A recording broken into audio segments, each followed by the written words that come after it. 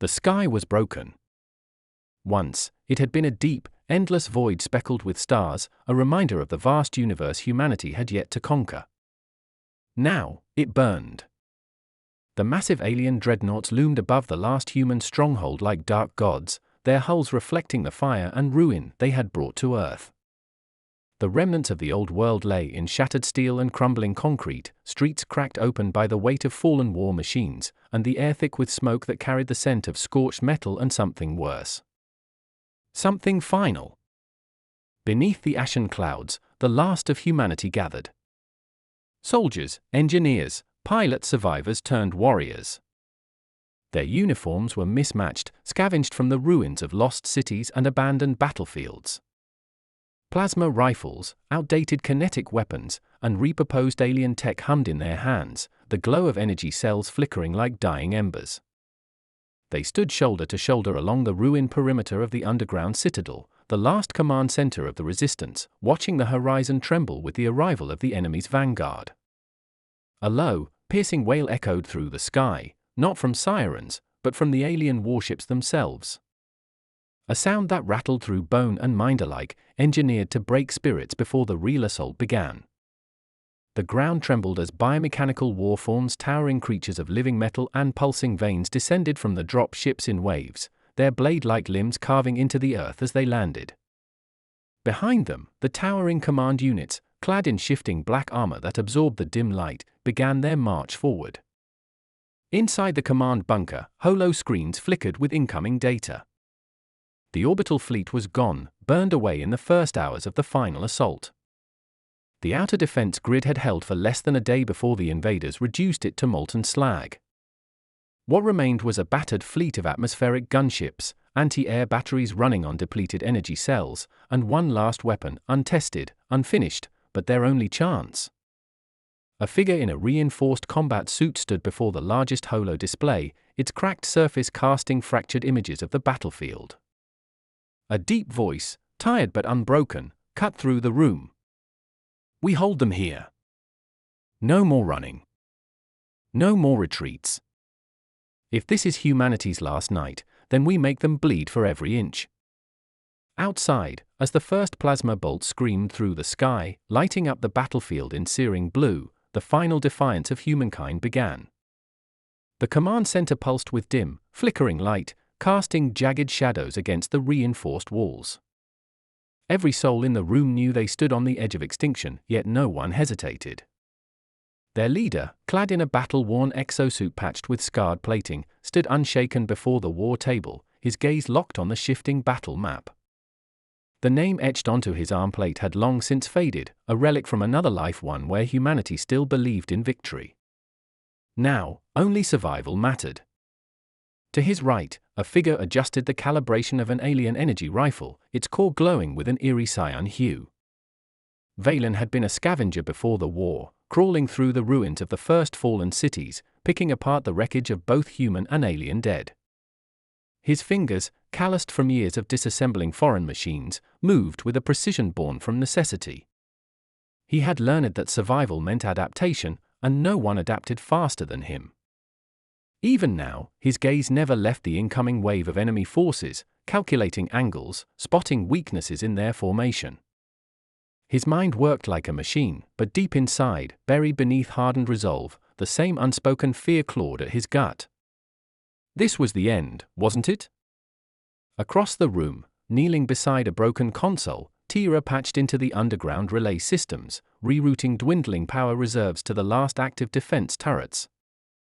Her auburn hair, streaked with soot and sweat, was tied back in a careless knot.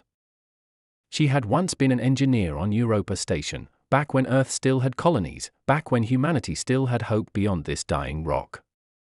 Now, her world was nothing but circuits, broken infrastructure, and a desperate race against time. She wasn't a soldier, never wanted to be, but she had no choice. No one did. She bit the inside of her cheek, pushing past the exhaustion. If she could squeeze even a few more minutes of power from the decaying grid, it might mean the difference between life and annihilation. Beyond the bunker walls, the defensive lines were manned by a patchwork of fighters, seasoned veterans, rookies who had never known anything but war, and ghosts of the past, people who had once been more than just soldiers. Strax, an ex-Marine whose right arm had been replaced with a reinforced cybernetic limb after a brutal skirmish against the invaders, checked the charge on his heavy repeater. He had lost everything: his squad, his family, the life he had built before the war. Now, he fought not for hope, but for vengeance. He wanted to make the invaders suffer, to carve into their ranks until there was nothing left of him but rage and spent ammunition. Kalos, a former deep space pilot, sat in the cockpit of one of the last functional atmospheric gunships, running last-minute diagnostics. The ship was barely holding together, patched with scavenged parts from alien wreckage. It wasn't meant to fly anymore, but then again, neither was he. His left eye, a dimly glowing cybernetic implant, flickered with lines of data as he interfaced with the ship's system. A smuggler before the war, he had spent most of his life running from problems.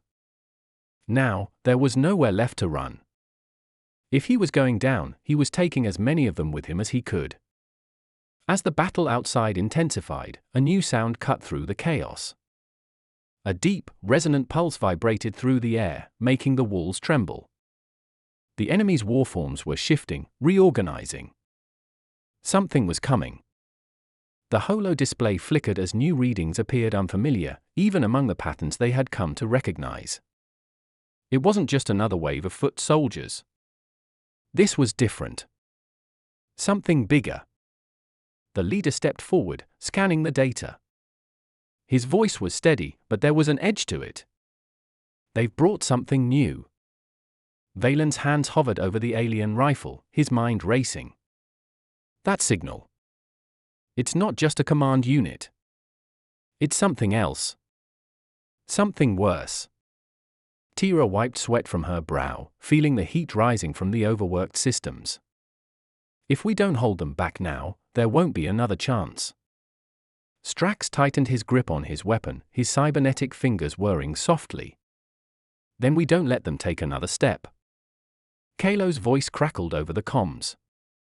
I'll light up the sky if I have to. Outside, the dark horizon shifted. The massive warships overhead dimmed their lights, as if watching, waiting. And then, the shadows moved. Something massive emerged from the ranks of the alien army, towering above all that had come before it. The final battle had just begun. As the final battle loomed, another struggle unfolded beneath the ruined streets of the last human stronghold. In the darkened corridors of the lower levels, where emergency lights flickered weakly, a team moved with careful, deliberate steps. They weren't soldiers, not in the traditional sense, but their mission was just as critical as holding the line above. These were the Shadowrunners, the ones who worked in silence, operating beyond the reach of enemy sensors, scavenging, sabotaging, and striking at the heart of the alien war machine from the shadows. Leading them was Kale, a former intelligence officer who had long abandoned rank and protocol for survival. His mind worked in patterns, in probabilities, always calculating the next move before the enemy could react. But tonight, there was no grand strategy, no contingencies left to fall back on. There was only one objective: reach the underground vault before the invaders did. Beside him, Aria moved with the silent grace of someone who had lived in darkness for too long. Once a scientist working on the earliest studies of alien technology, she had seen firsthand how little humanity understood about their enemy. But she had also discovered something: fragments of code buried deep in the enemy's systems, messages that didn't belong, signals that pulsed with an irregular rhythm. Not a language, but something close. Something alive. And now, in the final hours of humanity's resistance, she was following that signal. They weren't alone. Two other figures trailed behind them: Krev, a demolitions expert who had spent more time defusing enemy explosives than setting them, and Valen, who had split off from the main battle to ensure they reached their destination. Krev carried a modified pulse charge, something scavenged from the wreckage of a fallen alien walker. If their theories were correct, it could disrupt the enemy's neural link, severing their hive mind's control for just long enough to turn the tide. But if they were wrong, it would do nothing. And if it was a trap, if the signal Aria had found was just another deception, then they would be walking straight into oblivion. The tunnels beneath the city had once been part of an ancient transit system, a relic from when humanity still dreamed of a future beyond war. Now, the metal walls were cracked, the railways flooded with stagnant water, and the only sounds were the distant tremors of battle above. But as they moved deeper, a new sound emerged, a low, rhythmic pulse, too organic to be mechanical, too structured to be natural. It was coming from the vault. Cale signaled for silence, raising his weapon as they rounded the final corner. The door to the vault had been breached, not by explosives, but by something that had melted through the reinforced steel like wax under an open flame. The air inside shimmered with residual energy, the kind they had only seen from the invaders' most advanced weaponry. But what lay beyond the doorway was not what they had expected. The vault wasn't just a storage facility, it was a containment unit. And whatever it had held, whatever humanity had locked away in its final desperate attempt to understand its enemy, was now free. Arya stepped forward, her breath catching as she studied the shifting patterns along the walls. It was a language alien, yet strangely familiar. The pulsing light within the room wasn't just an energy signature, it was a response, a beacon reaching outward, searching for something. And then she saw it etched into the metal, hidden beneath the layers of encrypted symbols. A human insignia. Not from the Resistance. Not from any known faction. Cale's voice was barely above a whisper. This isn't theirs. This is ours. A sudden tremor rippled through the tunnels, the distant sounds of the battle above growing louder. The enemy was coming. And now, they had something the invaders had fought for centuries to erase. Something the Resistance had never known existed. The pulse quickened. The vault wasn't just a relic. It was a message. A warning. And they had just unlocked it. The air inside the vault was thick with something unspoken, something more than just the remnants of energy signatures or the eerie glow of alien markings along the walls. It was history. A forgotten truth buried beneath the war, pulsing like a heartbeat in the cold metal. Cale took a slow step forward, his weapon raised, but his grip wasn't as firm as it should have been. His instincts told him they had stumbled onto something bigger than just a last-minute gamble for survival. The markings, the faint human insignia, this wasn't an enemy stronghold. It was something else. Arya knelt near the strange symbols, tracing a hand over them as if she could pull meaning from their very texture. Her voice was barely a whisper. This wasn't made by them. This vault, it's not just a storage site. It's a message. Someone left this here for us. Valen, who had been covering the entrance, shifted uneasily. Then why does it feel like we're about to be buried with it? Krev exhaled sharply, gripping the pulse charge strapped to his back. Because we don't have time to figure it out. If those things breach the tunnels, we're done. Whatever answers are here, they won't matter if we're dead.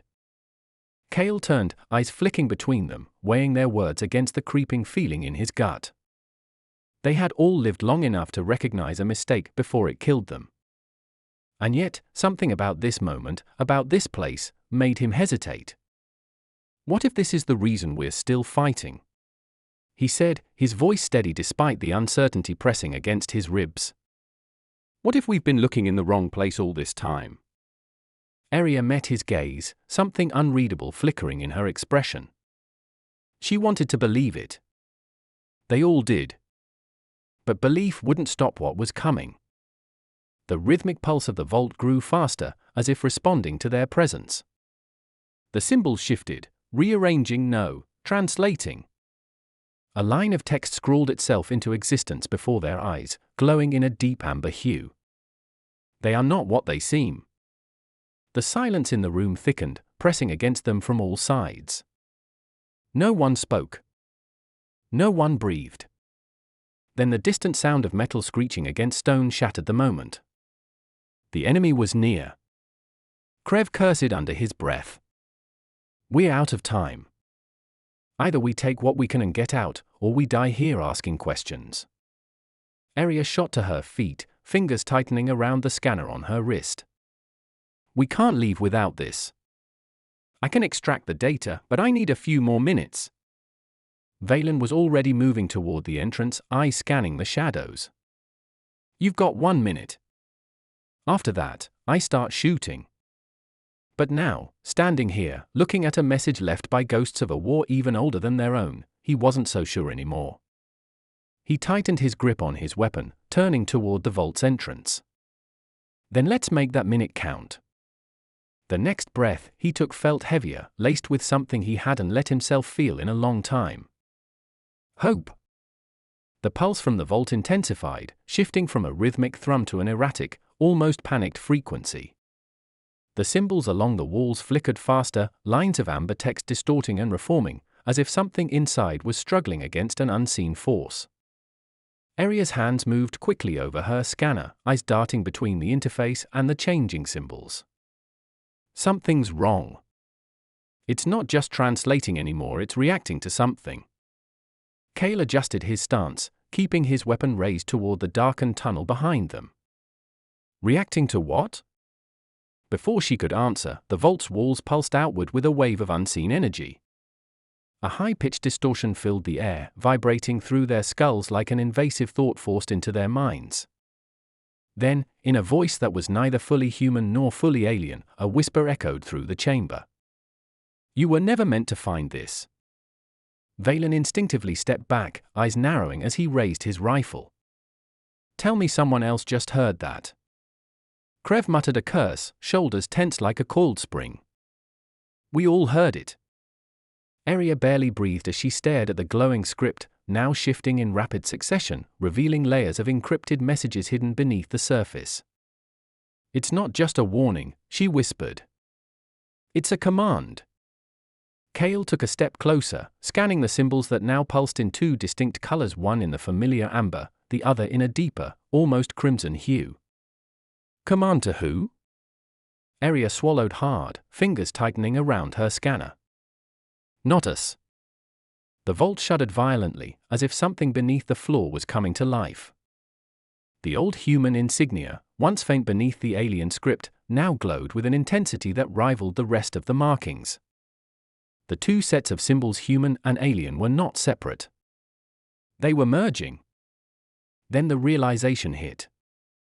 "This wasn't built by our ancestors," Aria said, stepping back in sudden horror. "It was built for them." Cale's stomach twisted.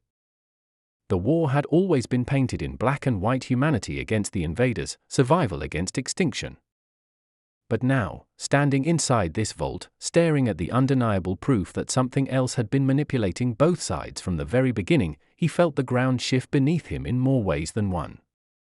The high-pitched distortion returned, stronger this time, cutting through the vault like a living presence. The pulse in the walls became erratic, like a dying heartbeat struggling to maintain rhythm. "They will come for you now. They will not let you leave." Valen's grip tightened on his rifle. "Enough of this," he growled. "We need to go. Now." Aria hesitated for only a moment before tearing the scanner free from its uplink. "I have what I need. But I don't think we were the only ones listening."